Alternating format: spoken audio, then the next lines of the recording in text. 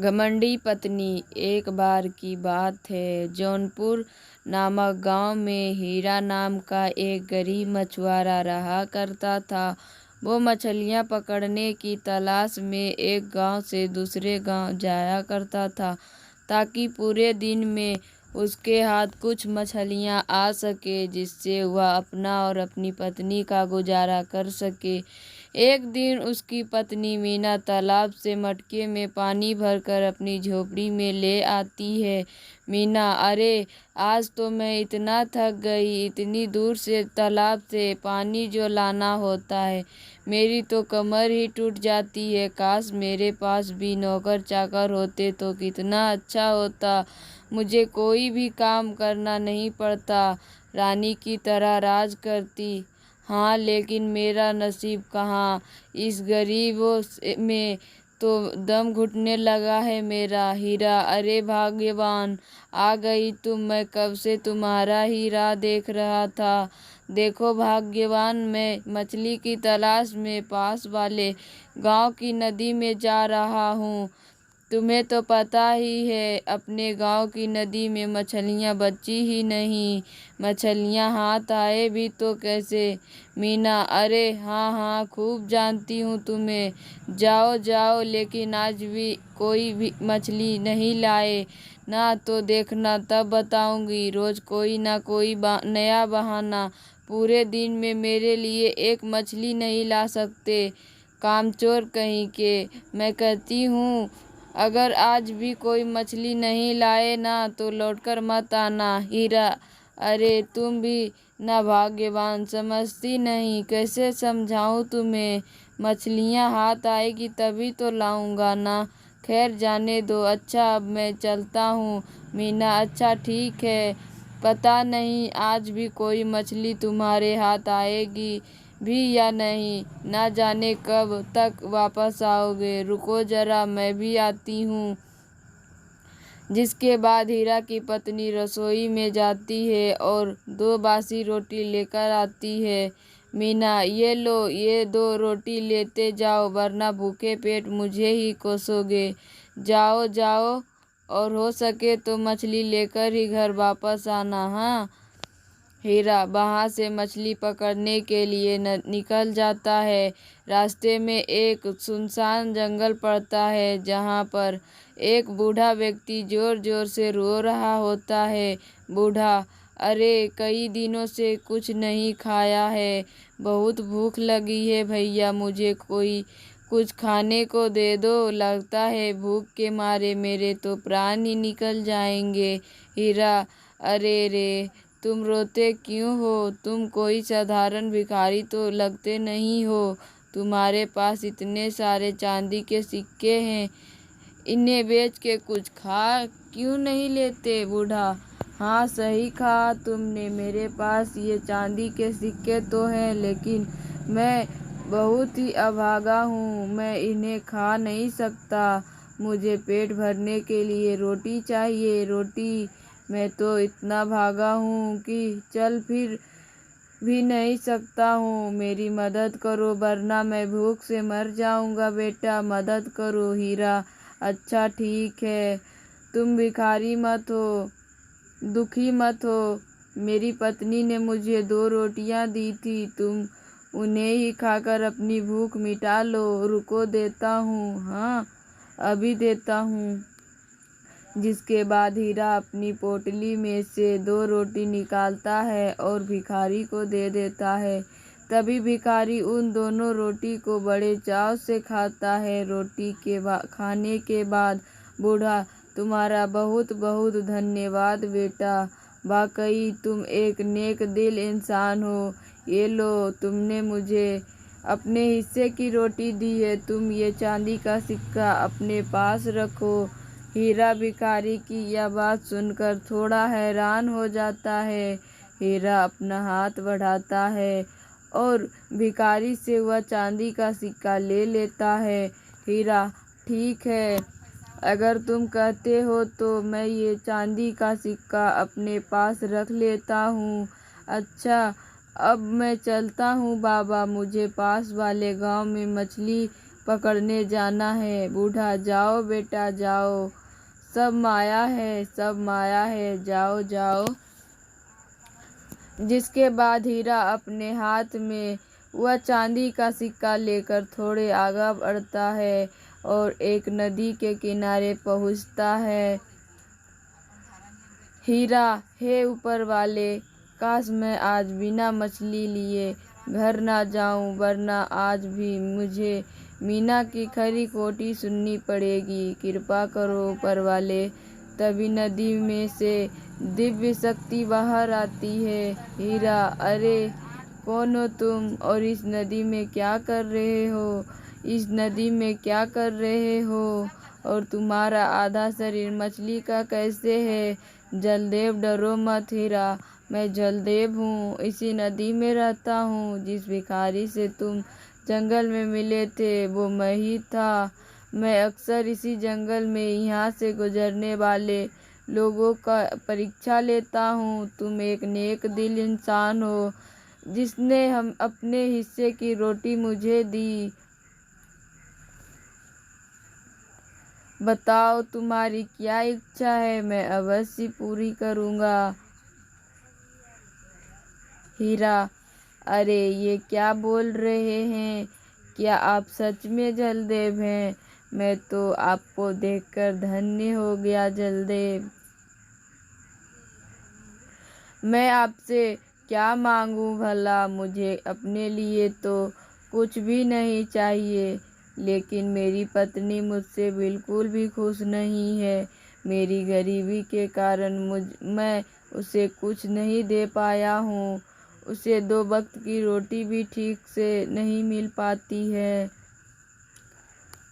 आप मुझे कोई ऐसी वस्तु दे दीजिए जिससे मैं उसकी हर इच्छा पूरी कर सकूं।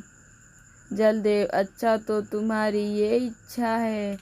ठीक है हीरा, मैं तुम्हारी ये इच्छा अवश्य पूरा करूंगी। ये लो हीरा, ये एक जादुई सिक्का है।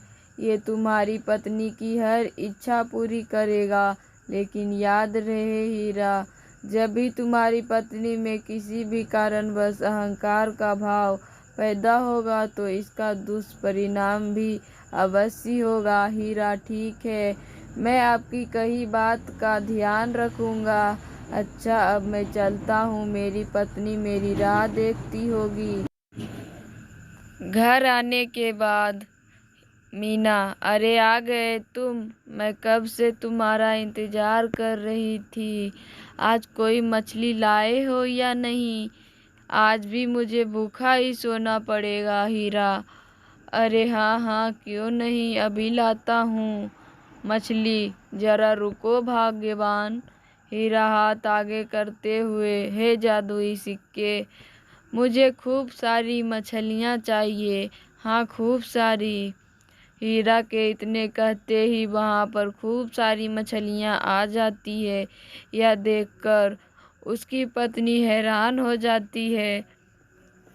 मीना, अरे ये क्या, इतनी सारी मछलियाँ, अरे वाह वाह, लेकिन ये सब इस सिक्के के कारण हुआ है।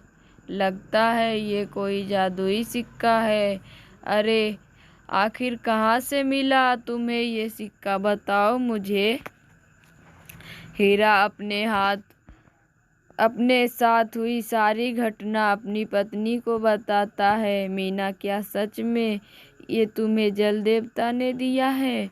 अरे वाह वाह, हमारे तो भाग ही खुल गए।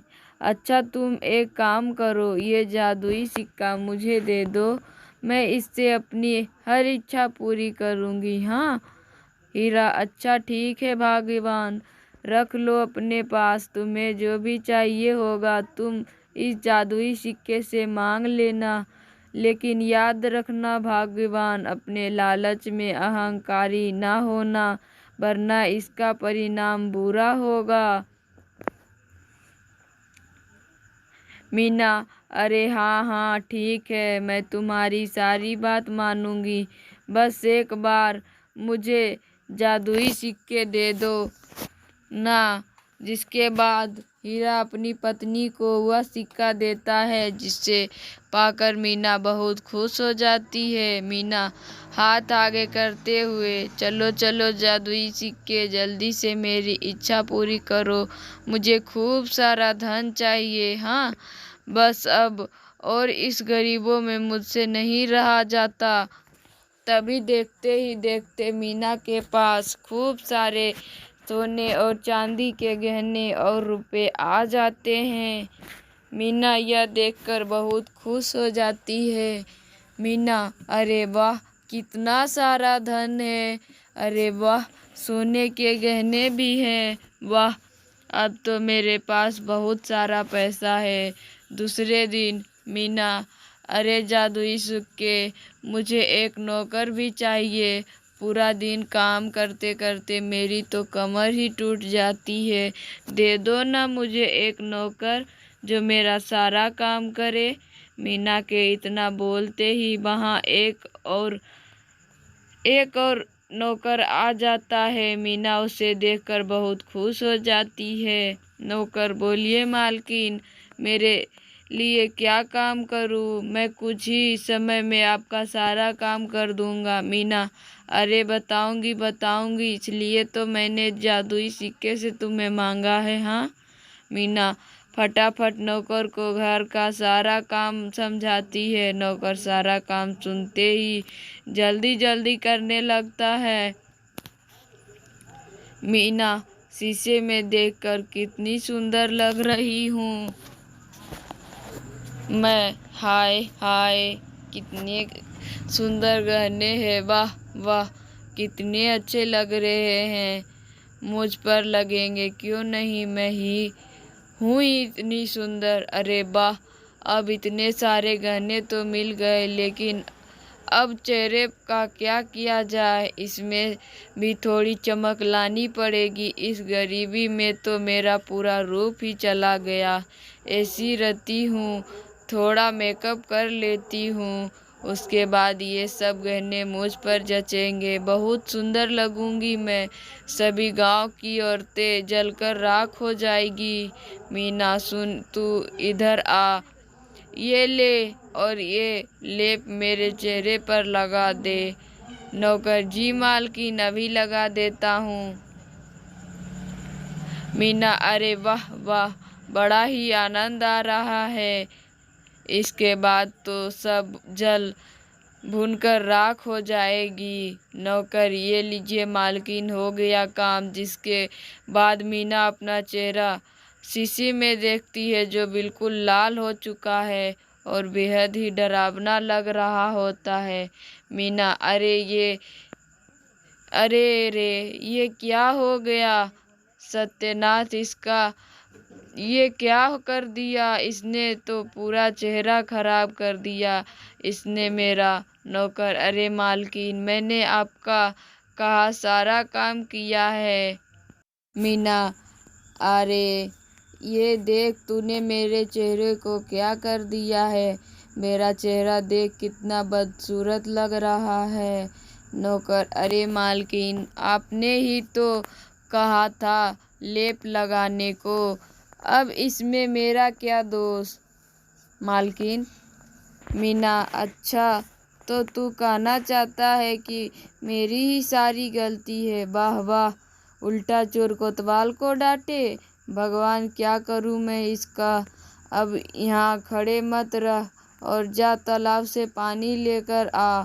नौकर, अच्छा मालकिन, जो आपकी इच्छा। अभी थोड़ी देर बाद मीना गांव के बाजार की तरफ अपने सारे गहने पहनकर निकलती है। मालती, अरे ये क्या हुआ मीना, तेरा चेहरा तो देखो टमाटर की तरह लाल लग रहा है। अरे क्योंकि मीना आजकल टमाटर सब्जी में नहीं डालती, क्या मुंह पे लगाती है। दूसरी औरत, इस मीना के तो दिन ही बदल गए।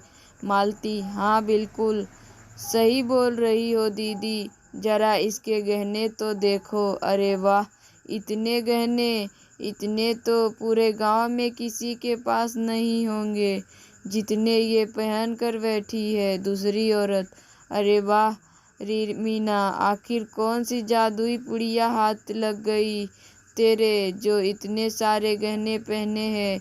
क्या सच में कोई जादुई पुड़िया तो नहीं मिल गई तुझे?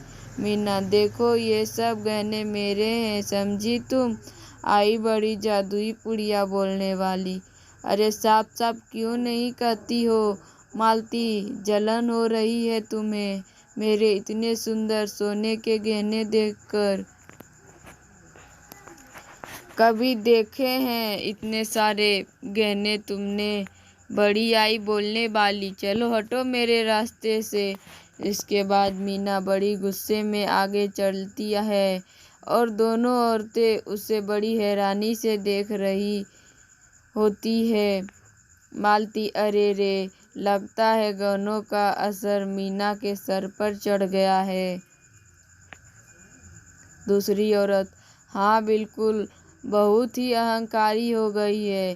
खैर अब क्या ही किया कहा जाए। मीना आगे चलती है तो उसके सामने एक बकरी का छोटा सा बच्चा आ जाता है। मीना, अरे रे, हट मेरे सामने से, चल हट। अब ना जाने ये बकरी का बच्चा मेरे सामने आकर क्यों खड़ा हो गया। अरे जाता है या नहीं? लेकिन वह बकरी का बच्चा मीना के सामने से हटता ही नहीं। तभी मीना को बहुत गुस्सा आ जाता है और वो जोर से उसको मारने लगती है। मीना घर लौटकर, हाय आज तो मैं बहुत। तभी मीना अपने बेड से उठती है और उसकी नज़र शीशे पर पड़ती है। मीना अपना चेहरा देखकर डर जाती है। अब मीना के चेहरे पर बकरी का चेहरा आ जाता है, जो देखने में बहुत डरावना लग रहा होता है, और मीना के सारे सोने चांदी के गहने भी गायब हो जाते हैं। तभी वहां पर हीरा आता है और मीना का यह रूप देखकर हैरान हो जाता है। हीरा, अरे रे भाग्यवान, ये क्या हुआ? और तुम्हारा चेहरा एक बकरी के चेहरे में कैसे बदल गया? मीना, ये क्या हो गया जी? मेरा चेहरा बकरी का कैसे बन गया? पर ये क्या, मेरे सारे गहने भी कहाँ गायब हो गए? तभी मीना अपने बेड से उठती है और उसकी नज़र शीशे पर पड़ती है। मीना अपना चेहरा देखकर डर जाती है। अब मीना के चेहरे पर बकरी का चेहरा आ जाता है, जो देखने में बहुत ही डरावना लग रहा होता है, और मीना के सारे सोने और चांदी के गहने भी गायब हो जाते हैं। तभी वहां पर हीरा आ जाता है और मीना का यह रूप देखकर हैरान हो जाता है। हीरा, अरे ये भगवान, ये क्या हुआ है? तुम्हारा चेहरा एक बकरी के चेहरे में कैसे बदल गया? मीना, ये क्या हो गया जी? मेरा चेहरा बकरी का कैसे बन गया? पर ये क्या, मेरे सारे सोने के गहने भी गायब हो गए। ये क्या हो गया? मेरी तो कुछ भी समझ नहीं आ रहा। ये सब मेरे साथ हो क्या रहा है? हीरा, अरे कहीं जलदेव का कहा सच तो नहीं हो गया? अरे भगवान, हमें जलदेव के पास जाना होगा। चलो अब देर हो गई तो लेने के देने पड़ जाएंगे। अब जलदेव ही हमारी सहायता कर सकते हैं। हीरा नदी किनारे जाता है और जोर जोर से जलदेव को आवाज़ें लगाने लगता है। तभी जलदेव नदी में से ऊपर आते हैं। जलदेव, क्या हुआ हीरा, क्यों याद किया? बताओ हमें। हीरा, प्रणाम जलदेव, ये देखिए मेरी पत्नी को क्या हो गया है, इसका चेहरा तो बकरी का बन गया है।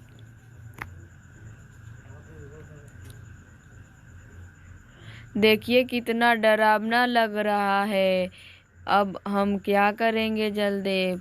जलदेव, हीरा, ये जो कुछ भी हुआ है तुम्हारी पत्नी के अहंकार की वजह से हुआ है। तुम्हारी पत्नी ने एक बकरी के बच्चे को बिना बात के बहुत मारा। उस मासूम जानवर का कोई दोष नहीं था। तुम्हारी पत्नी ने ये अपने अहंकार के कारण किया, जिसके फलस्वरूप ही तुम्हारी पत्नी की ये दशा हुई है। मैंने तुम्हें पहले ही बताया था कि उस चांदी के सिक्के से तुम्हारी पत्नी जो भी मांगेगी उसे अवश्य मिलेगा, लेकिन अब तुम्हारी पत्नी में अहंकार आ जाएगा तो उसका दुष्परिणाम भी अवश्य होगा। उस सिक्के की जादुई आत्मा ने ही तुम्हारी पत्नी को यह श्राप दिया है, जिससे बचने का कोई उपाय नहीं है हीरा। अब तुम्हारी पत्नी को इसी जानवर के आधे रूप में रहना होगा। तभी मीना जोर जोर से रोने लगती है। मीना रोते हुए, ये मैंने क्या कर दिया? मेरी इस दशा की मैं ही दोषी हूँ। अपने अहंकार बस मैं अपना ही सर्वनाश कर बैठी। मुझे उसके साथ ये सब नहीं करना चाहिए था। धन्यवाद। अगर मेरी कहानी पसंद आए तो मेरे चैनल को सब्सक्राइब कीजिए, लाइक कीजिए एंड शेयर कीजिए।